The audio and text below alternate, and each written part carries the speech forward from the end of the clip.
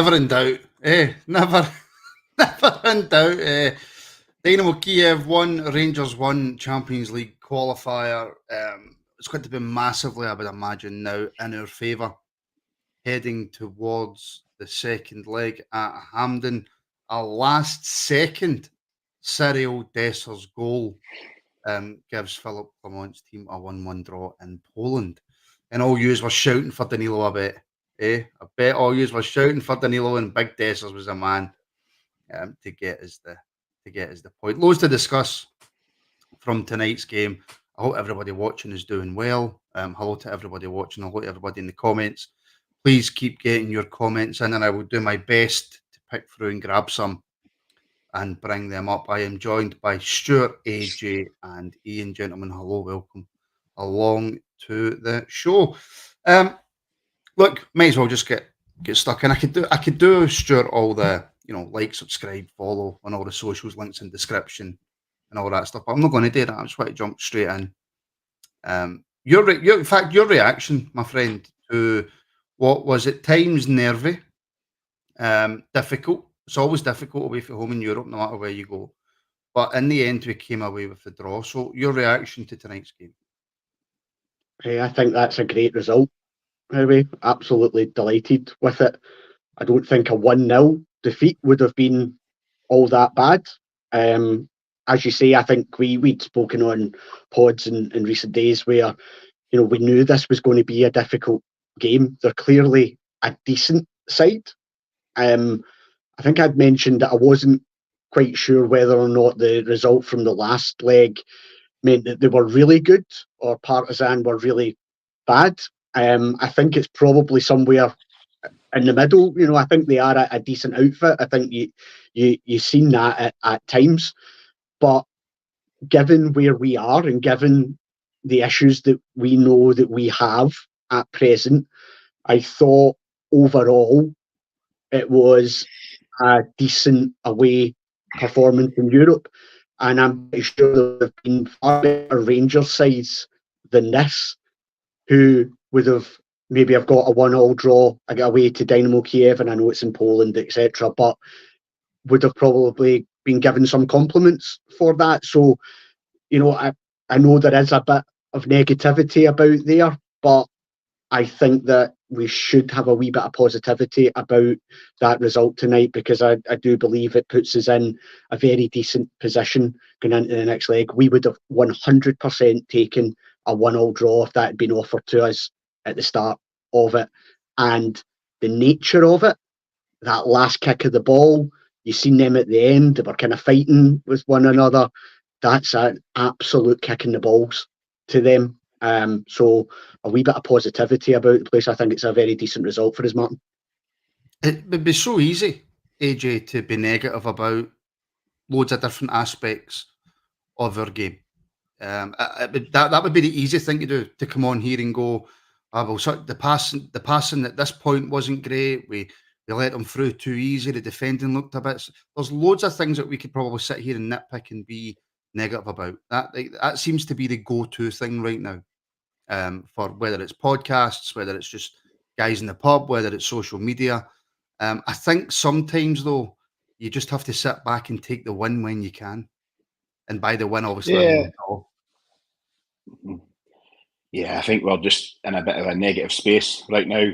The whole fan base, really, and that doesn't help. Plenty of chats the night before going into the game had us defeated before we even started, but that might have been just after seeing Scott Wright in the lineup once again. It might have been the biggest problem there. But yeah, I mean, I guess the problem is a lot of negativity off the field just now, and that's just all piling on.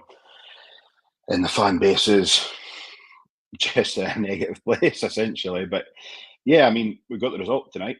It doesn't matter how we got it. And I mean, first half, I didn't think we played great, but I thought it was quite better second half, all things considering. But at the end of the day, all we needed today was a result. And like Stuart said, it 1-0, I'd have been quite happy enough, to be honest. But happy is maybe not the word, but from what's seen from Kyiv tonight, after reading for last week about how many goals they're scoring, how well they're doing in the league, there's not much that scared me there. and I'm quite confident against them. I was going to say home, well, at Hampden. So yeah, we're in a negative place right now. We need to build a team. We do look like, well, 2 steps back from where we started last year, but we'll take that result tonight and we'll go into the home leg. It's not been a great pre-season, by any stretch of the imagination. We started the Hearts game with 10 players from last season. Only Connor Barron was the only new signing in the team. Similar again tonight. It's very much still a team that's evolving. It's very much still a team that the manager has said is nowhere near where he wants it to be. We opened up against Hearts with let's be real, let's be honest, a kind of depressing 0-0 draw for a wide variety of reasons. With 30 seconds to go, with 10 seconds to go, with 4 seconds to go tonight, this could have been such a different reaction. It could have been so much different in the comments.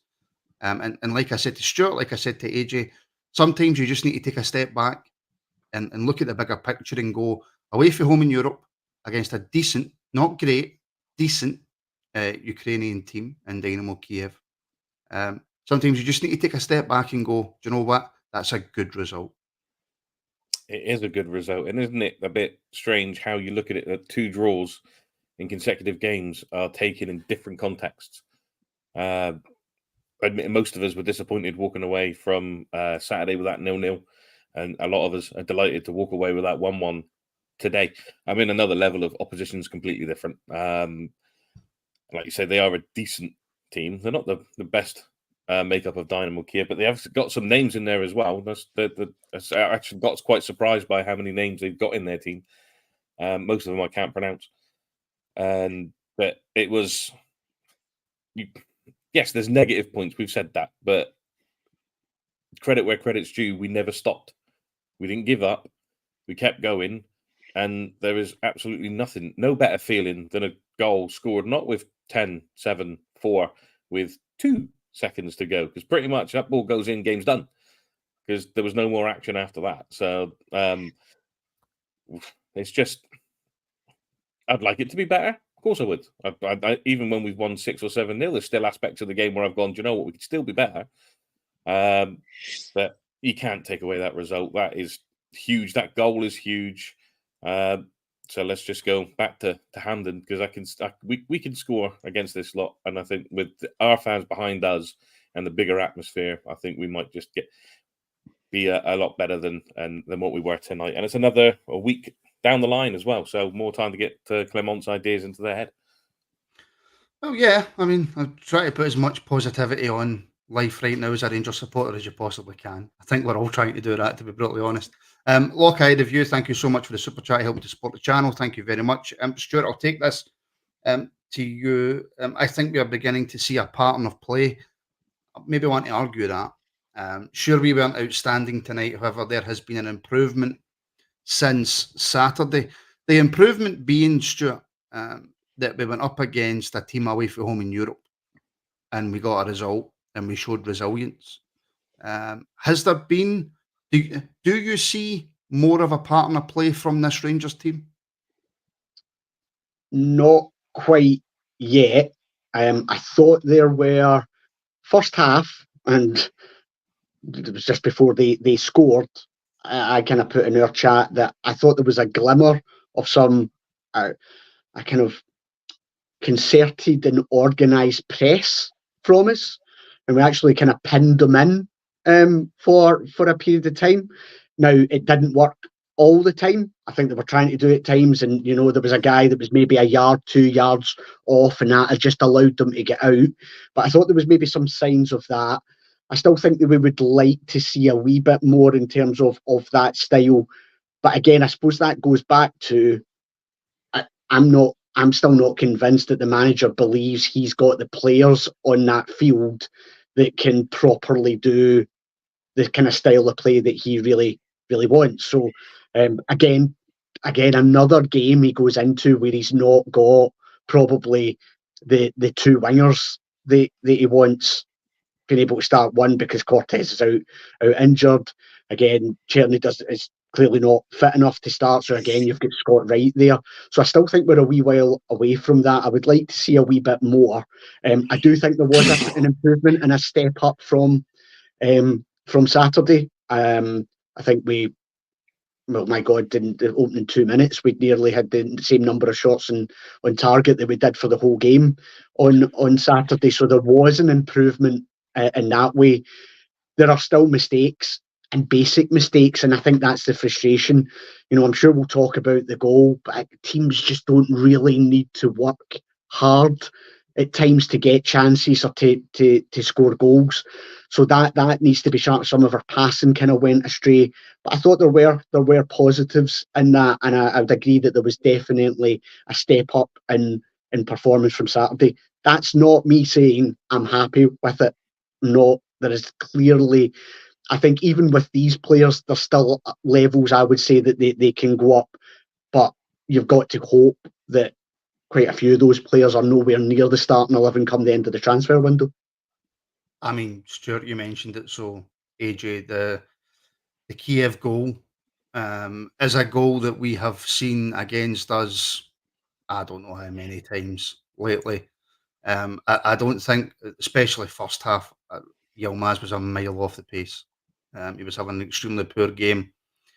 I don't know if there's something in it that when Shefty came on in the second half, he seemed to improve a little. I don't know if maybe it had something to do with who was playing in front of him. But Yilmaz was poor, gives the ball away, and then our defence just purely doesn't react. Yeah, he was honking tonight, to be honest. Yilmaz costing the goal there. And then second half, he was maybe a bit better with Jefty in front of him. And I thought Jefty looked really well when he came on. I mean, looks like our best left winger option just now is a left back. But only problem is he doesn't look much east at left back either. So we're struggling big time that department. I like Yilmaz as well. I thought the first couple of seasons he never really got too much of a chance, and then I thought he came on again when he did. But it's another case of classic Rangers having fullbacks that are better maybe going forward than they are at defending. But he was totally in a world of his own for that goal, and in games like these, that can cost you big time. In games with so much money involved, you can't switch off like that. No, you can't. And I don't want to just jump on the defence's back for it. And when you give the ball away in certain positions on the park, it's always going to be more difficult for your defence to be able to react in time.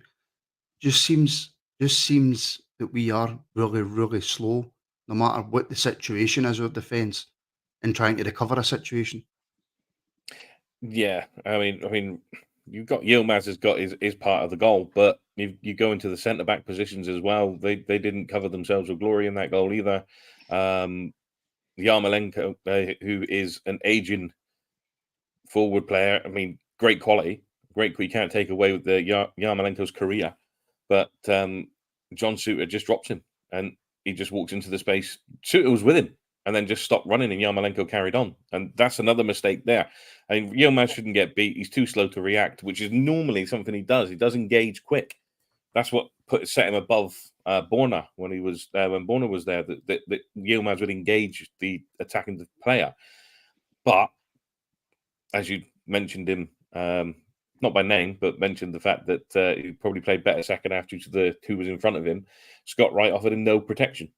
So what does he do? Does he press the ball, or does he go with the runner? If you've got two choices to make, you're going to stick with him, and he's already got the ball. So it's a combination of a lot of different errors that led to the goal. Yilmaz stands out because it's his position that gets found out. But Scott Wright, who, as far as I forgot at one point he was even on the pitch. I thought